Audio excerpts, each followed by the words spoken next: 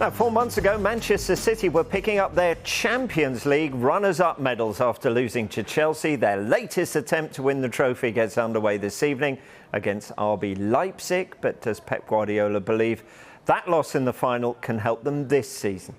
The players have feelings and soul, and it hurts the same as all of us when you cannot achieve. And for them, it's a new challenge to try it. And when these guys have won 3 Premier Leagues in the last 4 years, or 3 in the last 5, and every year we had the feeling that we can do better and reach the final, the Champions League. So yeah, it's a motto. So they want it, but there are many teams want it too. So it depends how you arrive in that moment, for injuries, for the mood, for the karma for the team, for many things.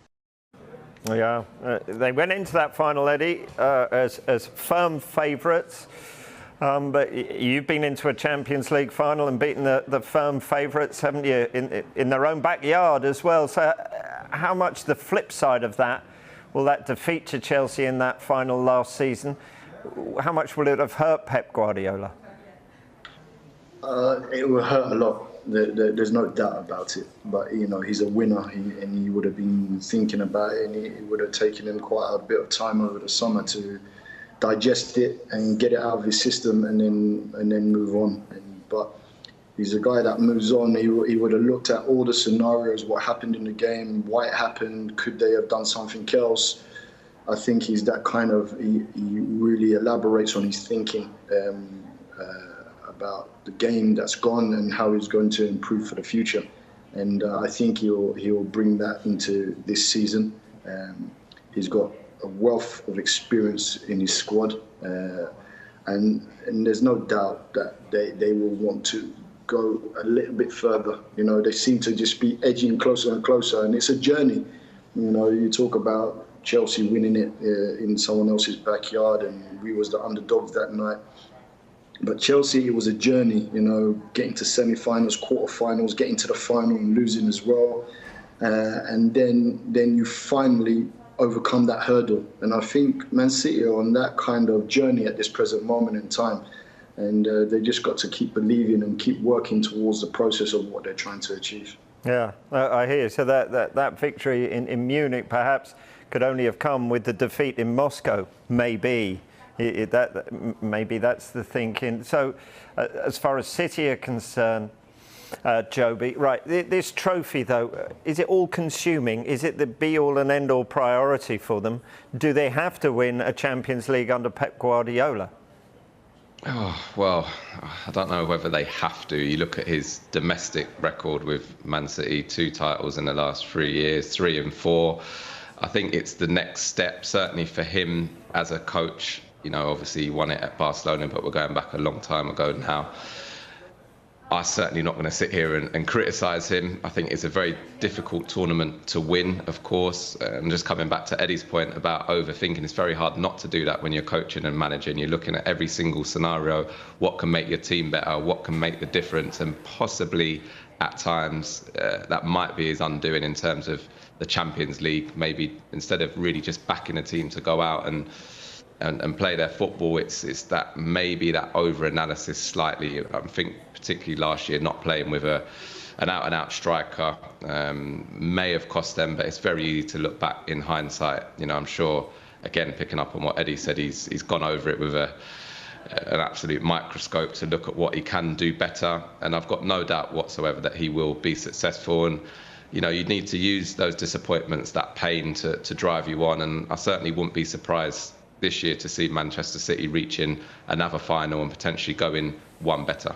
Yeah, it's like that idea of my hindsight is 20/20 vision, isn't it? It's that sort of thought, isn't it? But they've got to get out of the group, Eddie, haven't they? First of all, they've got PSG lying in wait. They've got RB Leipzig tonight, Club Brugge the other side in that. How difficult is that for City to navigate from the outset? It's really difficult group to get out of. So they've got to start on the front foot, and Pep and the rest of that squad know that they cannot really go into this game and afford to lose because the group is so strong. They need to rack up the points as soon as possible. to give themselves the best chance of getting out of the group. So very difficult. Obviously, you got one of the big favourites as PSG in there with all the signings they've made this summer. And Leipzig will not be easy. That will not be easy. Another difficult team to get past. So it's going to be interesting. It's going to be an interesting group to watch. Yep. Let's talk about that centre-back position, shall we, Jobi? John Stones came in last season, rebuilt his City career, really, hadn't he? To the extent he made himself a key man, England's run to the Euro 2020 final. But that in itself had a knock-on effect because Aymeric Laporte had a chance to get back in the City team. The start of the season, he's played every game. So where are we at? Has the balance swung back in Laporte's favour now? Yeah, I think certainly temporarily, and you have to reward players when they have put in performances, and you look at his record once he's been in the team. I think, clean sheets and performances that have been really good with Ruben Dias there, and I think it's just a reaction to John Stones coming back a little bit later. We've seen it at Chelsea with Ben Chilwell as well, and him being out of the team. But what he did show last season and for England, that he is a top quality centre-half. And I'm sure with the amount of games that these top clubs have to play, he'll be back in, very, very soon. And sometimes they employ three at the back. So there will be time, certainly, I think pretty soon, that John Stones will be back in and around it. Again, as a player, sometimes you just got to hold your hands up when the players in your position are doing their jobs, particularly at that level with the kind of calibre of players that we're talking about. And I'm sure he'll just have to be a little bit patient, bide his time, and make sure he's ready, when he gets the opportunity to come back in. Patience and biding your time, not bywords you often have with professional footballers, Eddie, is it? They want to be playing now and they want to be playing all the time. So we know Pep Guardiola is one of the best, if not the best, at it. Is that the mark of a truly top manager, that they can deal with characters who aren't playing? And how do you do that?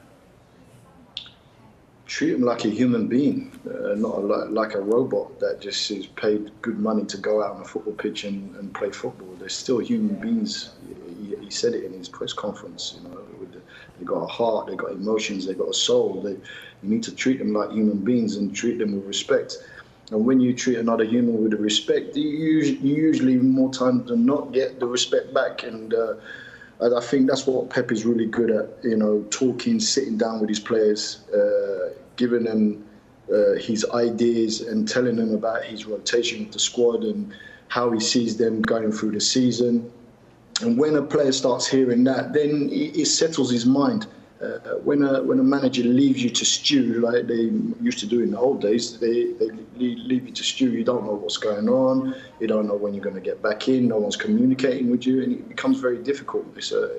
Mentally, it's very frustrating for footballers.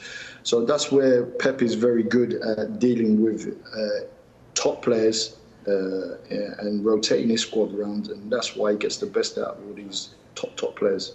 Yeah, and I guess the same, but in a different way, with Bernardo Silva as well, Jobi, isn't it? He seemed to be on it. The word was he was on his way out of the club, wasn't it, in the summer? But the important performance against Leicester in particular, how impressive has his response been to what's gone before?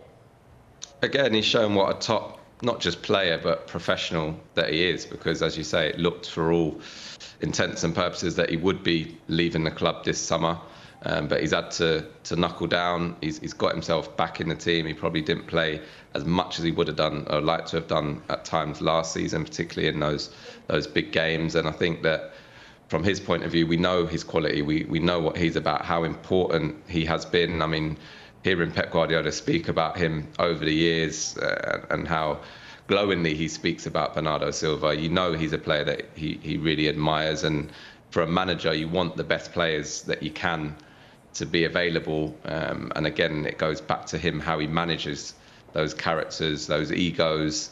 And certainly from the start of this season, he's getting the best out of Bernardo Silva again. Yeah, Eddie, we know Pep Guardiola normally likes to rotate. How fair is it to say that maybe they've left themselves light up front after missing out on Harry Kane? And can he continue to rotate as much as he'd like to with the forward options he's got?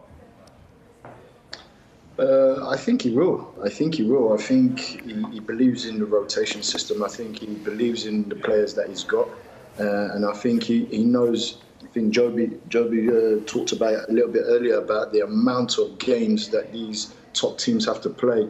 Plus, they're playing international games as well. Just come off a big international tournament, so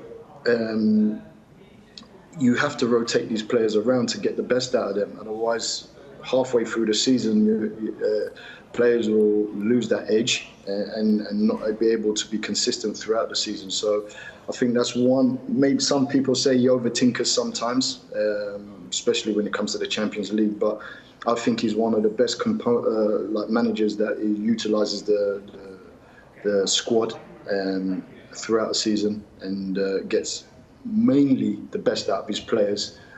That's why they go on to win big cups. Obviously, the one that's eluded them is the Champions League, but they're still very successful by rotating and keeping these players fresh throughout the season. Very quickly, Jobi, let's touch on Jack Grealish. First taste of Champions League football.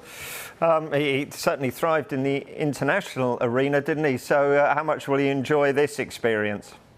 Yeah, certainly a player who I think will excel and revel in playing on this stage. He's a player clearly who's shown his ability, shown he's a man for the big occasion, and I think he's a fantastic addition to that forward area that is just littered with talent. Riyad Mahrez, Raheem Sterling, Phil Foden, Ferran Torres has had a decent start to the season, so he has got options there, and I'm looking forward to seeing Jack Grealish take the Champions League by storm, just as he has every other platform that he's been on so far.